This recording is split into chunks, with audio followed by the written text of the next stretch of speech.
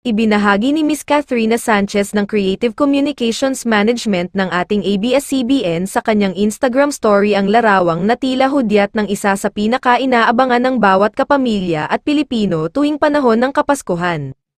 Handa ka na ba? Abangan, ayon sa post kasalukuyang pinagpaplanuhan din na magsanib puwersa ang ABS-CBN at GMA Network para sa Christmas Station ID ngayong taon.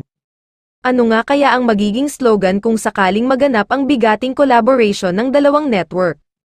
Konting kembot na nga lang ay Christmas season na naman at ang isa sa inaabangan ay ang Christmas Station ID ng tatlong higanteng TV network sa bansa.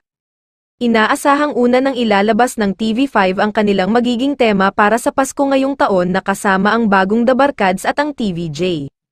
Samantala, hinihintay ng mga netizens kung sino-sinong kapamilya stars ang kasali sa GMA Network at kung ano ang kanilang magiging Christmas jingle ngayong taon.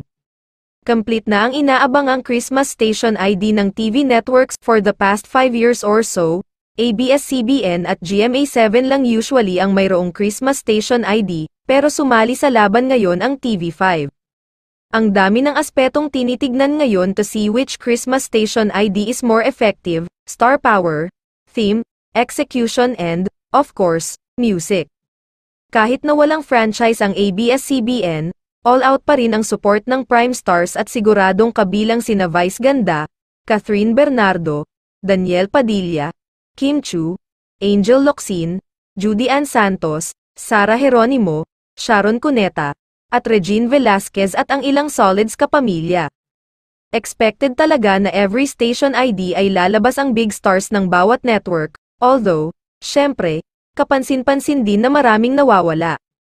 Isa ang kapamilya aktres at leading lady na si Kim Choi, Juliana ng Linlang ang spotted na nagsisimula ng mag-record sa nasabing big Christmas station ngayon taon. Komento ng netizens ay tiyak na pinakamagugustuhan at inaabangan ang magiging melody ng ABS-CBN. Good vibes lang sa akin yung theme song nila habang ipinapakita iyong gift-giving ng kapamilya stars sa iba't ibang groups of people. Kayo mga ka-showbiz, kaninong Christmas station ang inaabangan nyo?